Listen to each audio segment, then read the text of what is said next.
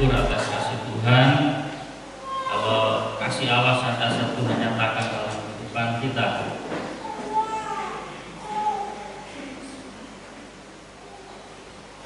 Kita akan merenungkan firman Tuhan. Kita akan belajar dari Injil Yohanes pasal 21. Kita akan berbicara tentang masih ada harapan.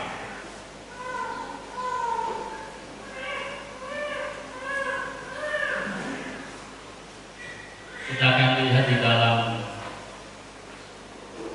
Injil Yohanes pasal 21.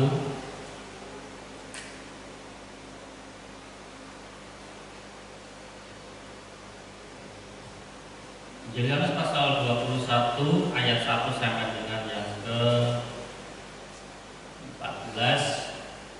Kita akan bacakan untuk kita semua. Dikatakan Yesus menampakkan diri kepada murid-muridnya di pantai Danau Tiberias. Kemudian Yesus menampakkan diri lagi kepada murid-muridnya di pantai Danau Tiberias, dan yang menampakkan diri sebagai berikut.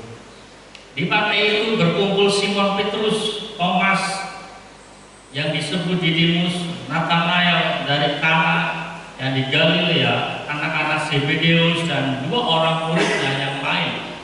Kata Simon Petrus kepada mereka, "Aku pergi menangkap ikan."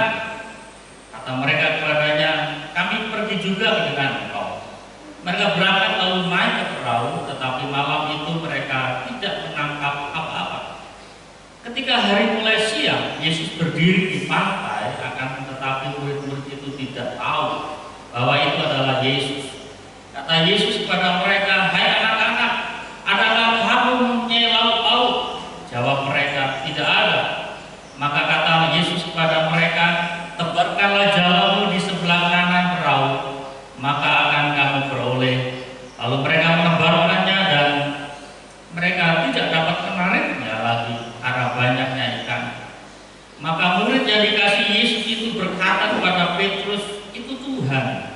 Ketika Petrus mendengar bahwa itu adalah Tuhan, maka ia mengenakan pakaiannya, sebab ia tidak berpakaian, lalu terjun ke dalam danau. Murid-murid yang lain datang dengan perahu karena mereka tidak jauh dari darat, hanya kira-kira 200 hasta saja, dan mereka menghela jalan yang penuh ikan itu. Ketika mereka tiba di darat, mereka melihat api arang dan di atasnya ikan dan roti. Kata Yesus kepada mereka, "Bawalah beberapa ikan yang baru kamu tangkap itu." Simon Petrus naik ke perahu lalu menghela jala itu ke darat, penuh ikan besar, 153 ekor banyaknya. Dan sungguh pun sebanyak itu, jala itu tidak koyak. Kata Yesus kepada mereka, "Marilah dan sarapanlah." Tidak ada di antara murid-murid itu yang berani bertanya kepadanya, "Siapakah engkau?" Sebab mereka tahu bahwa ia adalah Tuhan. Yesus maju ke depan, mengambil roti dan memberikannya kepada mereka. Demikian juga ikan itu. Itulah ketiga kalinya Yesus menampakkan diri kepada murid-muridnya sesudah ia bangkit dari antara orang mati.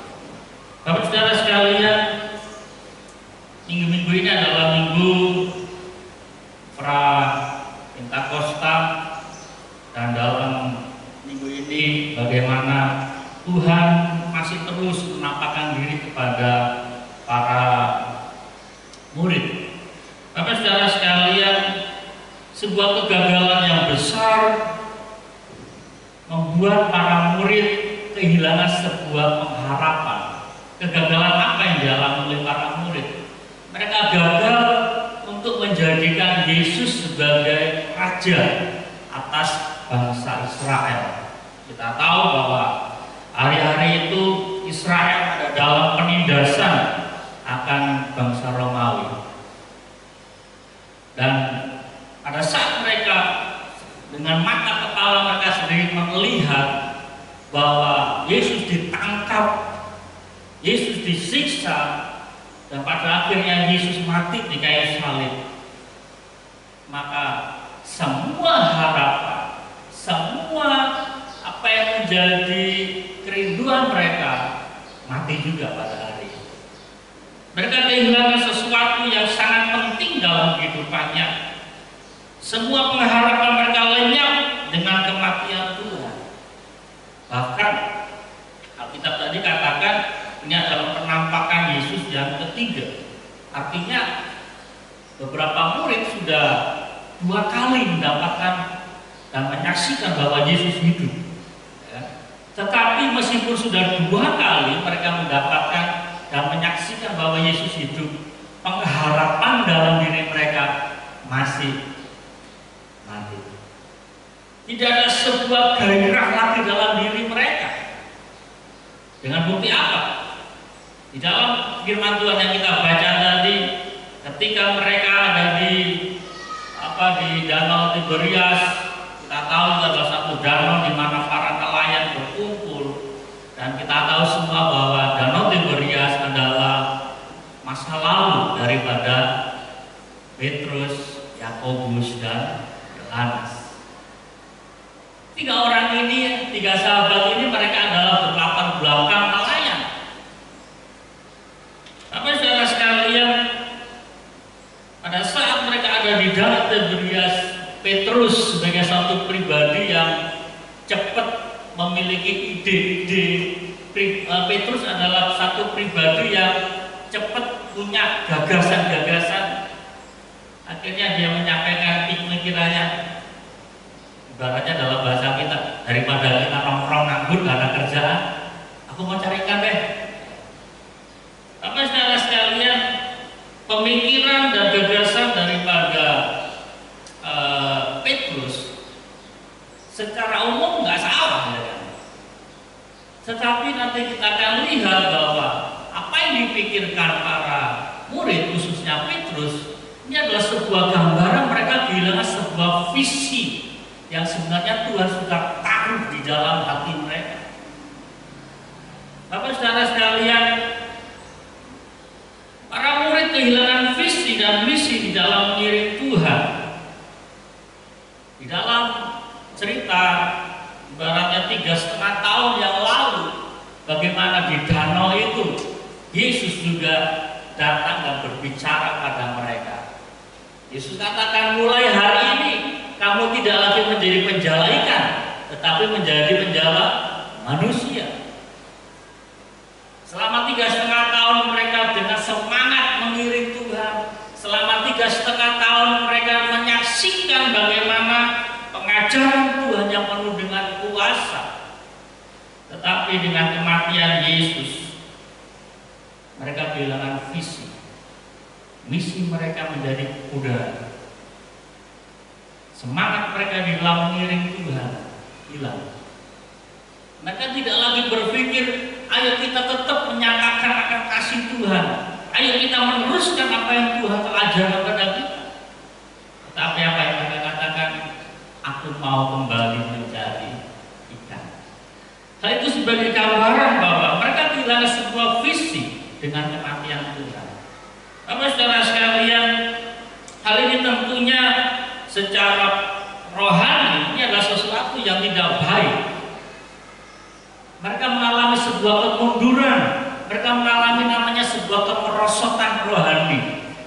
Dari seorang yang Tuhan telah panggil menjadi penjala manusia, mundur menjadi penjala ikan, kembali kepada profesi yang lama. Secara umum, secara rohani juga hal ini menjadi sebuah warning, menjadi sebuah peringatan ketika seorang Kristen mengalami kemerosotan rohani.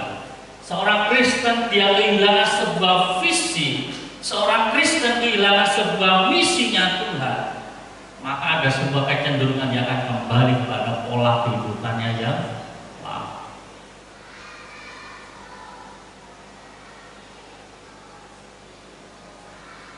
Yang tuliskan di sini, bila seorang Kristen kehilangan pengharapan kepada Allah, maka kemungkinan besar dia akan kembali kepada pola kehidupan yang lama.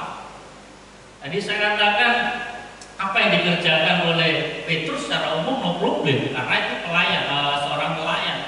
Tetapi bagaimana kalau seorang itu adalah latar belakangnya adalah seorang narkoba?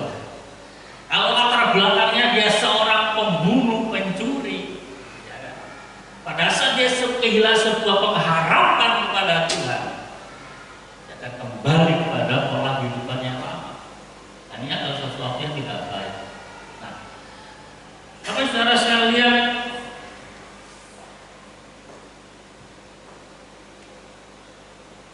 secara lingkup kecil, pada saat Petrus mengambil sebuah keputusan untuk kembali kepada pekerjaannya yang lama dengan meninggalkan akan visinya Tuhan, jelas hal ini memberikan sebuah dampak kepada teman-temannya.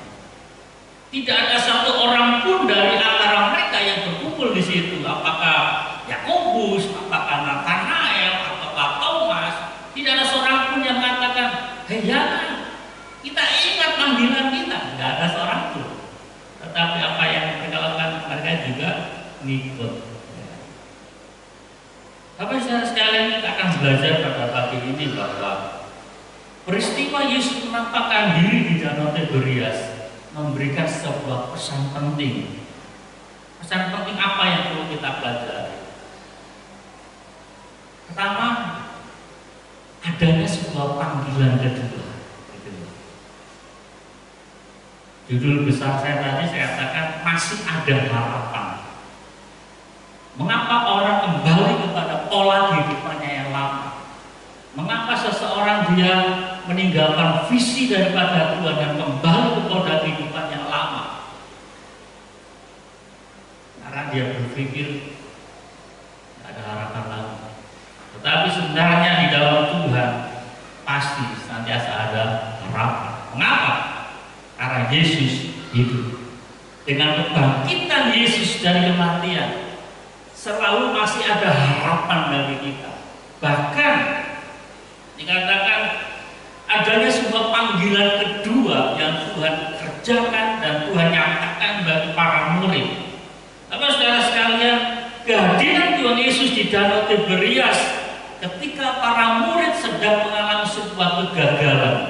Perhatikan, pada saat para murid sedang mengalami sebuah kegagalan di danau yang sama, situasi yang sama, ya kan?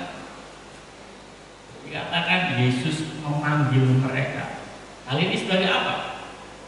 Wujud daripada sebuah kepedulian Tuhan Yesus kepada para murid.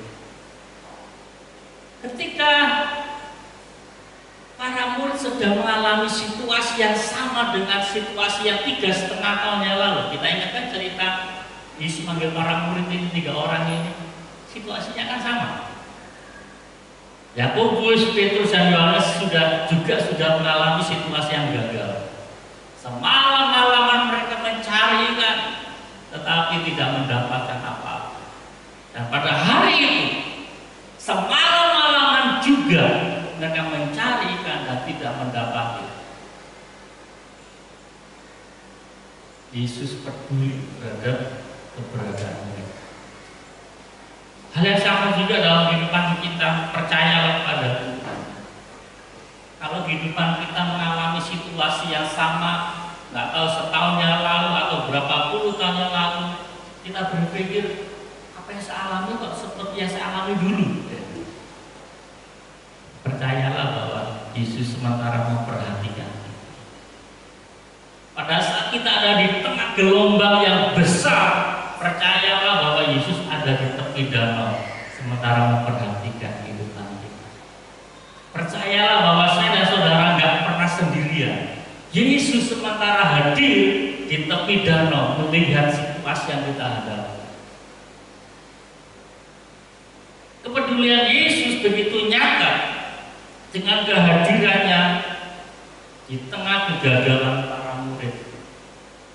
Bapak saudara sekalian, panggilan kedua kepada Petrus dan kawan-kawan ini menjadi sebuah wujud bahwa Allah tetap konsisten. Saya pakai slide. Tuhan Yesus konsisten dalam visi dan misi yang Dia percayakan kepada mereka. Sebenarnya kan Tuhan bisa, wah ini murid-murid ini enggak benar ini, aku mau cari orang lain lagi. Emangnya hanya 12 murid ini yang Tuhan bisa pakai? Ya. Tuhan bisa pakai orang lain lagi. Buktinya apa? Tuhan bisa panggil Paulus. Ya. Tuhan bisa pakai hari-hari ini orang-orang besar. Apakah itu sesuatu yang tidak mungkin Tuhan kerjakan pada hari itu? Kalau Tuhan mau, bisa. Kalian Petrus, Yohanes, nggak usah dipakai, minggir. Ya. Aku mau cari orang lain lagi. Tetapi apa? Tuhan konsisten dalam visi dan misi yang Tuhan taruh bagi mereka. Yesus nggak sekedar peduli, tetapi Yesus konsisten. Dia tetap memakai mereka. Tapi saudara sekalian, Tuhan mau memulihkan situasi hati mereka. Tuhan tidak mau membiarkan mereka berlama-lama di dalam situasi yang kehilangan harapan. Tuhan mau panggil mereka kembali. Tuhan tidak membuang para murid yang saat itu sedang gagal dalam imannya, lalu mencari orang lain yang lebih hebat dari mereka. Hal ini membuktikan bahwa kesabaran Tuhan atas kelemahan para murid. Hal yang sama juga terjadi dalam kehidupan saya dan saudara. Ketika kita dalam kelemahan kita percaya bahwa Tuhan sementara sabar untuk kehidupan kita ini dipulihkan lagi. Kadang-kadang kita berpikir Tuhan aku nggak sanggup lagi, percaya bahwa Tuhan sabar atas kelemahan kita. Amin. Tuhan nggak pernah membuang saya dan saudara. Tuhan sementara sabar menunggu dalam kelemahan kita, keterbatasan kita. Tuhan sabar. Cara Tuhan untuk merangkul mereka kembali bagaimana? Yesus hadir, memberikan perintah. Nanti kita belajar dalam poin berikutnya. Tetapi yang sangat sederhana, dikatakan Yesus sudah menyediakan roti bakar dan ikan bakar. Yesus bertanya pada mereka, hai anak-anak, adakah lauk pauk? Emangnya Tuhan nggak tahu? Tuhan tahu. Tetapi ini yang saya pelajari dari kisah Kejadian pasal 3 sampai beberapa kitab-kitab. Ini yang senantiasa Tuhan mau bagi manusia apa? Kejujuran. Apa yang dikatakan para murid? Nggak ada, kami nggak punya apa-apa. Mereka jujur. Berbeda kasus Kejadian pasal 3. Ketika Tuhan bertanya pada Adam, hai Adam, apakah engkau memakan buah itu? Apa yang dikatakan Adam? Dia nggak langsung jawab, ya Tuhan. Apa yang dia katakan? Perempuan yang kamu taruh di sampingku. Itu kecenderungan jelek manusia. Sudah salah, cari salahnya orang, gitu loh. Ya kan? Nggak mau langsung terus terang, ya Tuhan ampuni, aku lalai, ya kan? Aku melupakan firman. Itu kecenderungannya apa? Gara-gara perempuan yang kau taruh. Artinya secara langsung juga menyalahkan Tuhan, gitu loh. Jangan. Tuhan mau kita jujur. Kejujuran daripada para murid membuahkan kepedulian Tuhan. Pada saat para murid katakan kami nggak ada apa-apa, saya berimajinasi pada saat Yesus mendengar bahwa mereka nggak punya lauk pauk. Satu kata, mereka lapar. Semalaman mereka mencari ikan, pasti mereka lapar. Maka Yesus mencari kayu bakar, mereka nggak tahu dapatnya di mana. Tapi biasanya kalau di pinggir pantai itu kan selalu ada kayu bakar yang apa itu kayu bakar, kayu kering yang adalah pinggir-pinggir pantai. Kita juga nggak tahu dari mana Yesus dapat rotinya. Apakah di situ ada orang jual roti, kita nggak tahu. Dari mana juga Yesus dapat ikan sehingga dia bisa bakar, kita nggak tahu. Alkitab tidak menerangkan itu. Tetapi Tetapi wujud daripada cara Yesus untuk memulihkan situasinya, orang lapar harus dikasih makan. Nggak sekedar dikasih perintah semata, tetapi Yesus hadir dengan perintah dan persediaan roti bakar. Tapi saudara sekalian, mari percayalah bahwa apapun situasi yang kita hadapi hari-hari ini, Tuhan berdiri dan siap memanggil kita kembali. Kalau Tuhan memanggil kita kembali, satu kata, sebuah ketaatan mesti kita miliki. Amin. Perkara kedua yang perlu kita belajar adalah melalui pesan penampakan Yesus di Danau Tiberias adalah wujud daripada kasih Allah. Kasih Allah, dikasihi, bukan kasih Allah. Ini adalah wujud daripada situasi pribadi yang dikasihi Allah. Kita pernah baca tadi di dalam ayat yang ke-7 dikatakan, maka murid yang dikasihi Yesus itu berkata kepada Petrus, itu Tuhan. Ketika Petrus mendengar bahwa itu adalah Tuhan, maka ia mengenakan pakaiannya sebab ia tidak berpakaian, lalu terjun ke dalam danau. Ada sebuah pesan yang penting di dalam peristiwa ini. Ketika Yesus memberikan perintah, tidak ada sebuah tanggapan apapun. Siapa yang memberi perintah? Ketika mujizat terjadi, dari sebuah kegagalan berubah menjadi sebuah mujizat. Siapa orang pertama kali yang mengenal orang di seberang? Yohanes. Kalau kita memakai bahasa, maka murid yang dikasihi Yesus. Saya akhirnya pada saat membaca ini, akhirnya saya mencari bukti fakta bahwa pribadi daripada Yohanes dia adalah pribadi yang memang dikasih Tuhan. Ada sesuatu yang berbeda dengan para murid yang lain.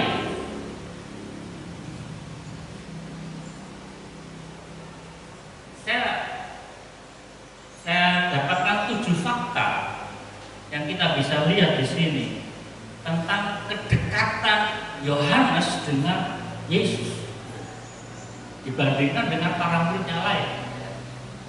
Pertama adalah Tuhan Yesus dimuliakan di gunung.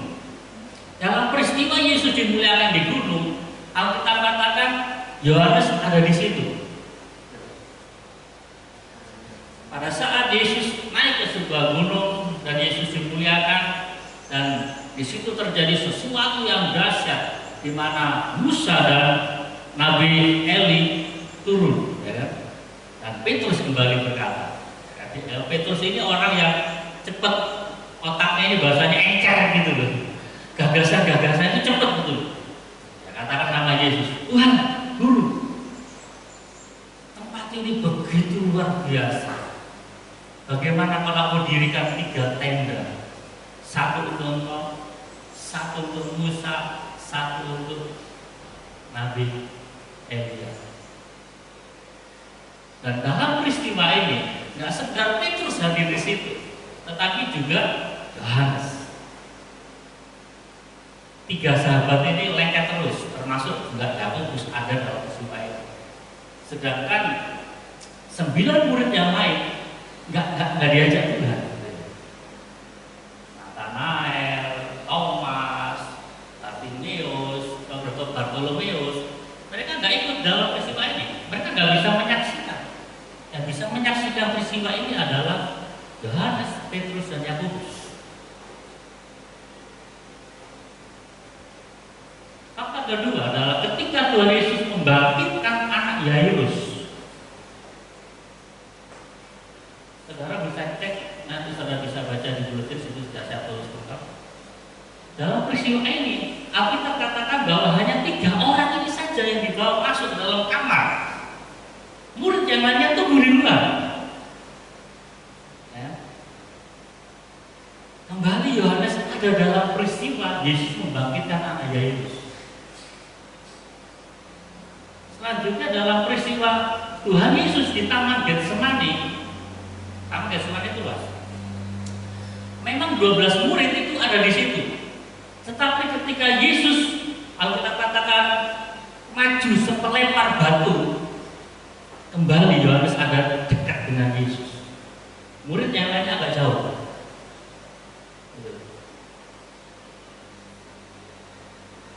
Yohanes, Petrus, dan Yakobus ada dekat dengan Yesus. Alkitab katakan dalam ayat ini, ketika Yesus di dalam rasa takut yang luar biasa karena dia memandang salib, Yohanes ada di sini. Detik-detik terakhir pergumulan Yesus sebagai manusia sebelum dia ditangkap dan disalibkan, Yesus hadir.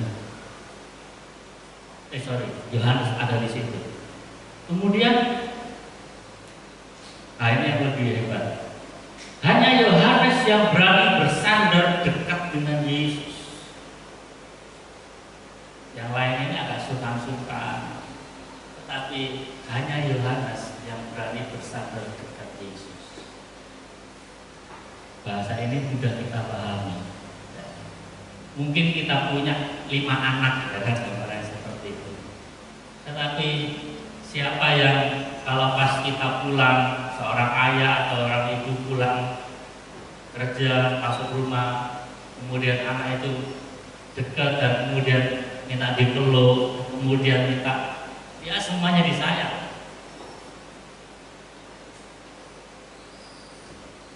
Kan nggak semua anak seperti itu. Nggak semua. Ada anak yang kalau kita pulang dari kerja, siang Pak, udah pergi dia.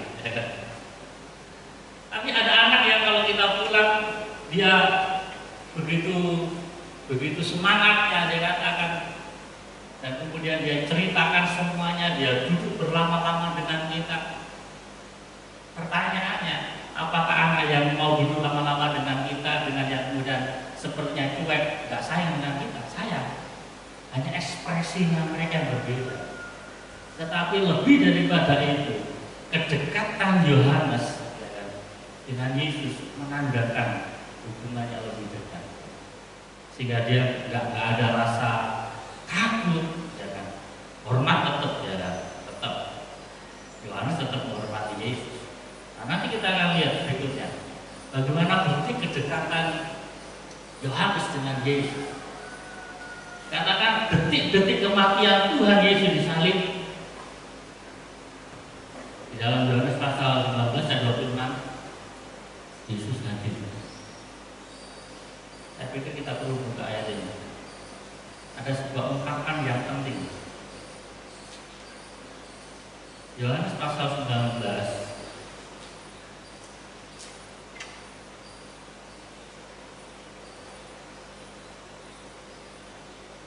dikatakan ketika Yesus melihat ibunya dan murid, katakan, yang dikasihinya di sampingnya, berkatalah ia kepada ibunya, "Ibu, inilah anakmu." Saudara, kita tahu peristiwa Petrus menyangkal Yesus. Petrus itu masih dalam kerumunan orang banyak. Petrus menyangkal Yesus 3 kali. Tetapi di dalam situasi yang sangat genting, pada saat Yesus sudah terpaku di kayu salib, siapa murid yang hadir? Hanya Yohanes. Petrus nggak tahu kemana dia pergi. Thomas kemana dia pergi. Hanya Yohanes. Padahal di dalam situasi-situasi yang sangat dahsyat, yang penuh dengan hadirat Tuhan, 3 orang ini selalu hadir. Pada saat Yesus membangkitkan anak Yairus, 3 orang ini hadir. Tetapi dalam situasi yang penuh dengan tantangan, ini tantangan loh. Di situ banyak orang Farisi, di situ banyak orang imam-imam kepala, orang-orang yang musuh Yesus ada di sini semua. Tetapi Yohanes juga ada di sini. Dia nggak takut. Dikatakan, engkau murid Yesus, dan kau juga harus salib. Dia nggak tahu.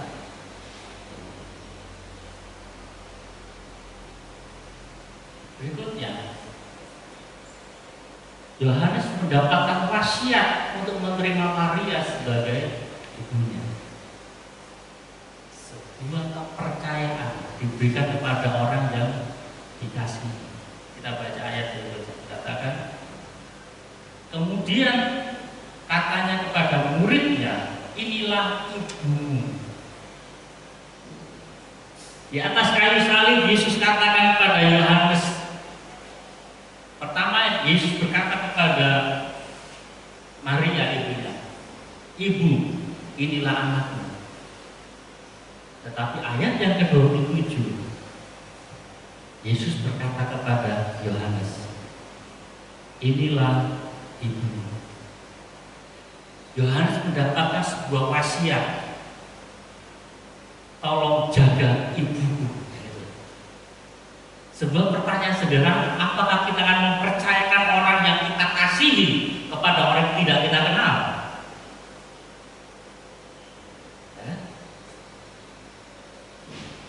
Yohanes membuktikan dia orang yang bisa dipercaya. Sehingga kita katakan apa? Kemudian katanya pada muridnya, inilah ibumu. Dan sejak saat itu murid itu menerima dia di dalam rumahnya. Gak gampang-gampang saudara. Kalau kita mendapat wasiat dari seorang pejabat besar, ya kan? Pejabat itu kemudian meninggal, kemudian dikatakan, tolong rawat ibuku. Dalam bayangan kita, oh ini warisannya banyak ini, ya. Hartanya banyak ini, no problem. Kalau nanti ibunya meninggal, saya dapatkan warisannya. Tetapi dalam situasi ini berbeda, saudara.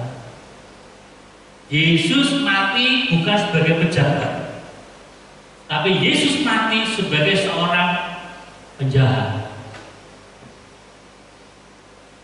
Gampang. Menerima ibu seorang penjahat itu nggak gampang. Nggak gampang, saudara. Kita tahu itu. Kita menampung seseorang dari keluarga yang tidak baik itu nggak gampang. Otomatis kita juga akan dapat predikat ini komplotannya penjahat. Tetapi apa yang dilakukan Yohanes?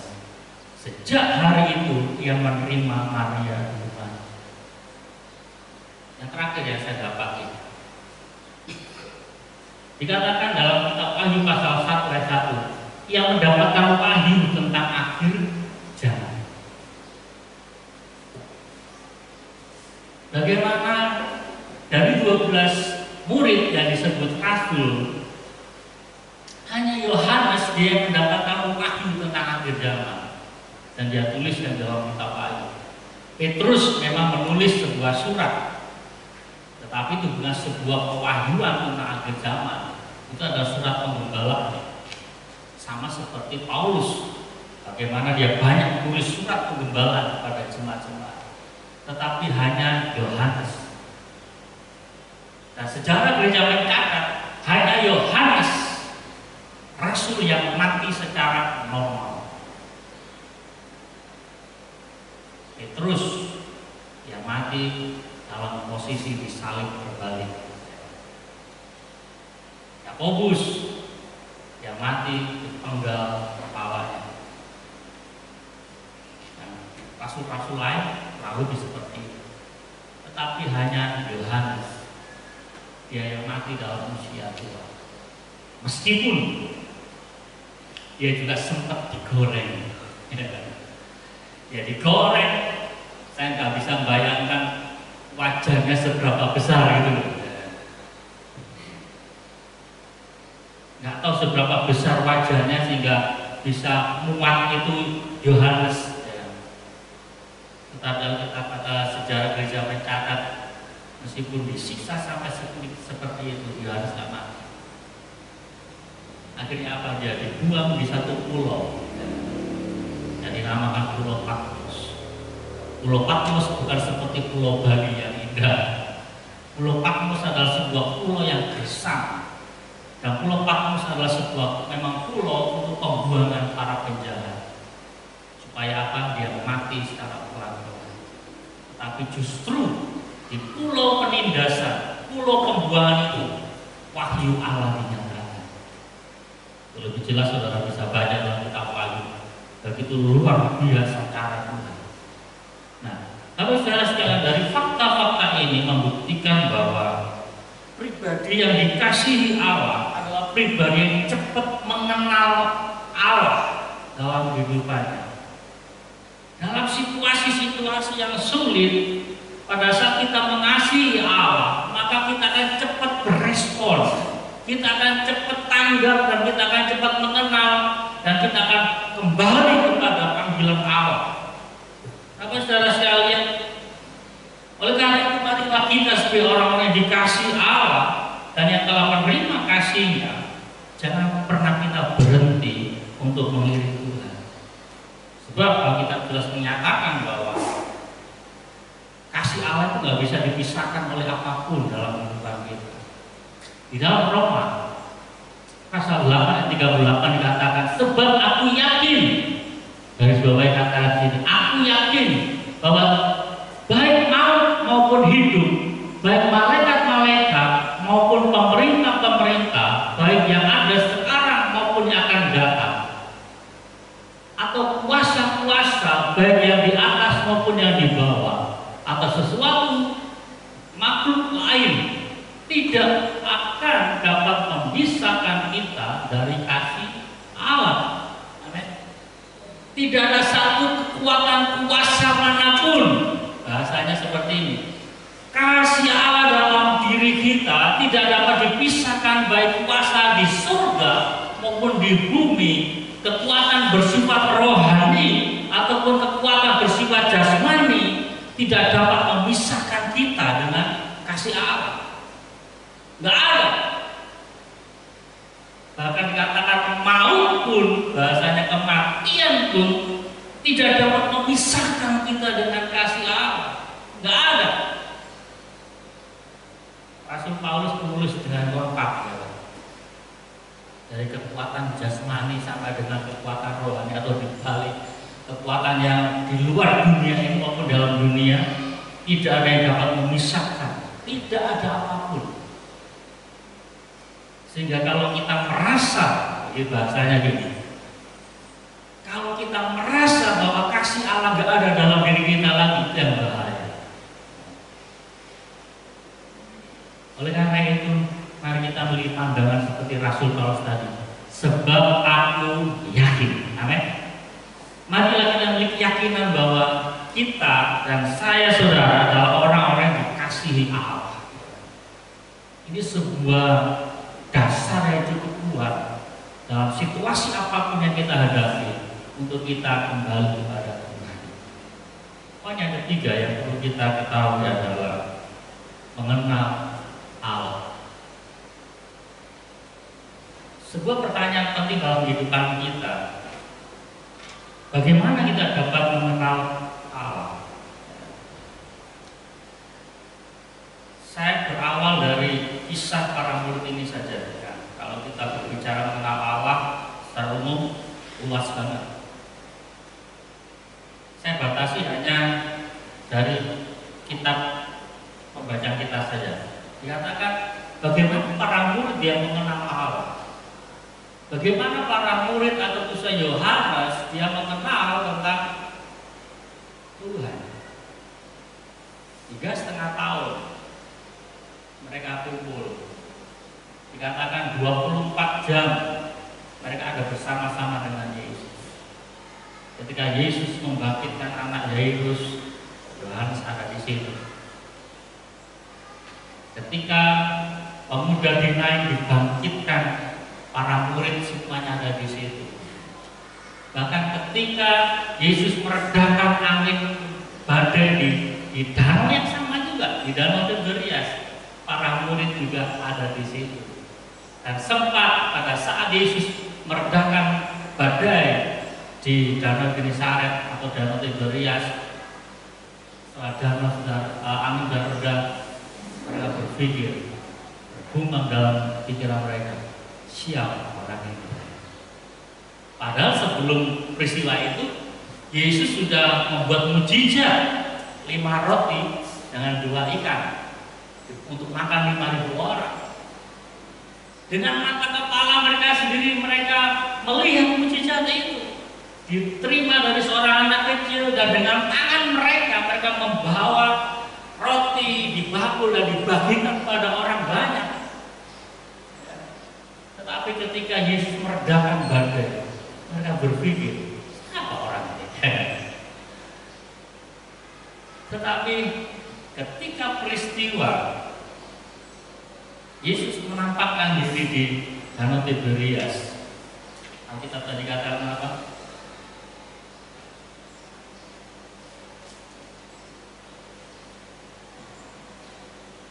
Kata Yesus pada mereka, marilah dan sarapanlah. Tidak ada di antara murid-murid yang berani bertanya kepadanya, siapakah engkau? Sebab mereka tahu bahwa Dia adalah Tuhan. Hal ini memberitahu kepada kita bagaimana para murid mereka dapat mengenal Tuhan melalui karya-karya Tuhan. Hal yang sama juga mari kita renungkan, seberapa banyak cara Tuhan sudah intervensi dalam kehidupan kita, seberapa banyak Tuhan sudah berkarya dalam kehidupan kita, dalam masalah-masalah kita yang kita hadapi, seberapa banyak kita menerima pertolongan Tuhan. Biarlah itu sebagai cara kita untuk kita mengenal Allah yang kita sembah. Yang sering saya sampaikan bahwa dalam situasi proses kehidupan yang kita hadapi, dapatkan sebuah pelajaran penting, dapatkan sebuah cara untuk kita mengenal Allah yang kita sembah. Janganlah setiap atau peristiwa terjadi dalam kehidupan kita lewat begitu saja tanpa kita mendapatkan sebuah pelajaran yang penting. Jangan. Karena kita tahu bahwa dalam setiap peristiwa terjadi, Tuhan itu pasti hadir. Tuhan sementara memberikan sebuah pelajaran buat kita, apa yang mesti kita ambil. Selanjutnya, bagaimana kita dapat mengenal Allah, yaitu melalui perintah-perintahnya. Tapi saudara sekalian, ketika Tuhan Yesus memberikan perintah kepada para murid, bukan sekedar untuk memberikan beban. Ini yang seringkali kita salah tafsir kepada Tuhan. Pada saat Tuhan memberikan perintah, perintah lagi ya. Kadang-kadang kan kita menjadi terbebani dengan perintah Tuhan.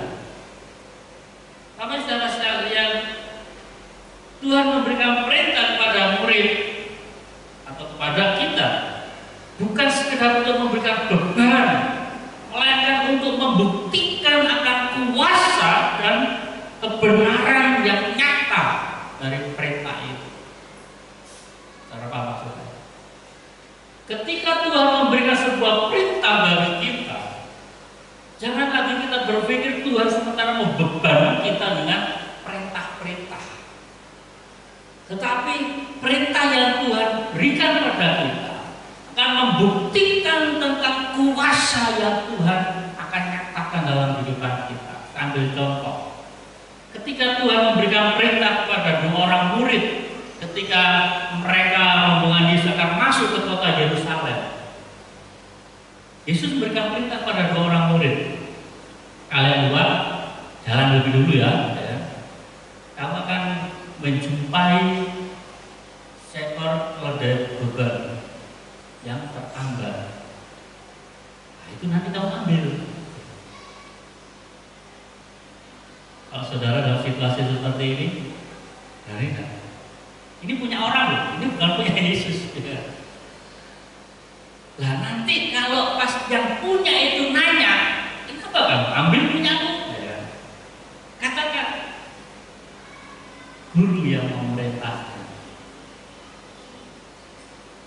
Ini gak gampang. Sumpama saya ambil contoh ya.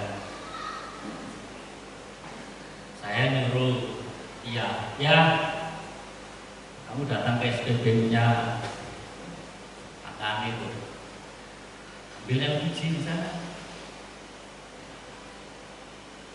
Nanti kalau tangkaan nanya, kenapa kamu ambil LPG?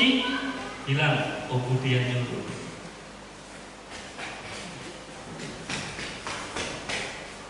Tanda kutip mungkin akan dikasih. Mengapa? Karena Pak saya kenal saya. Tetapi beda kasus kalau saya katakan, ya kamu pergi ke lokonya Haji Kasdi. Nanti kamu ambil batu bara 1 truk. Kalau nanti Haji Kasdi nanya, kenapa kamu ambil batu bara 1 truk? Pendeta Budi yang nyuruh. Lain kasus kan? Mengapa? Karena beliau nggak kenal saya.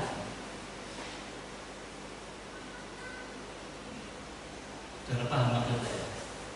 Ketika Tuhan memberikan perintah, Tuhan itu nggak tinggal diam. Pada saat Tuhan katakan kepada kita jangan mencuri, kita akan mendapatkan sebuah kekuatan kita hidup benar. Pada saat Tuhan katakan jangan berzina, jangan membunuh, jangan ini dan itu adalah perintah. Pada saat kita mentaati, maka kita akan mendapatkan sebuah kuasa daripada Tuhan untuk hidup benar. Dampaknya itu nyata dalam kehidupan kita, dan kita akan mengalami bahwa Tuhan itu nggak pernah bohong. Perintah Tuhan bukanlah perintah yang kosongan tanpa ada kekuatan. Lalu saudara sekalian, ini penting. Pada saat kita mentaati perintah Tuhan, memang gak gampang. Apalagi di dalam situasi kita sudah gagal, kita sudah melakukan yang sama, Tuhan katakan ya sama lagi. Situasi yang dihadapi para murid hari itu, mereka gagal untuk mendapatkan ikan 1 ekor pun. Semalam-malam mereka gagal. Dan perintah Tuhan yang sama. Coba kamu lempar sebelah kanan. Pertanyaannya, emangnya dalam 1 malam itu para murid nggak pernah lempar sebelah kanan? Ya. Saya yakin para murid sudah lempar sebelah kanan, lempar sebelah kiri, lempar depan, belakang, sudah dilempar jalan, tetapi nggak dapat apa-apa. Tetapi sebuah ketaatan, sama istilahnya, sebuah ketaatan tanpa syarat. Perhatikan bahwa dalam peristiwa ini mereka belum tahu itu siapa yang dulu, belum tahu mereka. Beda kasus kalau mereka sudah kenal, ini Yesus hadir ini. Mereka belum tahu bahwa yang beri perintah adalah Yesus, tetapi mereka tahu. Dan mereka mendapatkan sebuah mukjizat yang besar. Dan Alkitab katakan ada sebuah perbedaan, nanti saudara bisa baca di rumah. Ada sebuah perbedaan ketika peristiwa Yesus memanggil mereka pertama kali. Hal yang sama juga dikatakan mereka melemparkan jala dan mereka menarik sejumlah ikan besar dan jala mulai koyak. Tetapi dalam peristiwa penampakan Yesus di Danau Tiberias, kita katakan meskipun mereka menangkap sejumlah besar ikan, berapa tadi 153 ekor besar-besar, Alkitab katakan jala tidak koyak. Ada progres, ada sebuah progres, ada sebuah perbedaan, ada sebuah hal yang berbeda. Tapi saudara sekalian, mari sesulit apapun dalam kehidupan kita, mari kita memiliki ketaatan yang tanpa syarat pada perintah Tuhan. Karena perintah Tuhan bukanlah perintah kosongan, tetapi perintah yang penuh dengan kuasa yang dapat mengubahkan akan kehidupan saudara-saudara. Yang ketiga adalah ketaatan tanpa syarat, tadi saya katakan. Tapi saudara sekalian, ketika para murid memiliki ketaatan tanpa syarat, maka di situ ada sebuah pintu untuk mereka dapat mengenal Tuhan. Mungkin kadang-kala kita makan firman Tuhan nggak ngerti apa maksudnya, tetapi mari ketaatan kita yang kita tidak ketaatan tanpa syarat, kita nggak adu argumentasi dengan Tuhan, maka kita yakin itu adalah sebuah pintu untuk kita melihat, oh Tuhan hadir. Mari saya tidak panjang lebarkan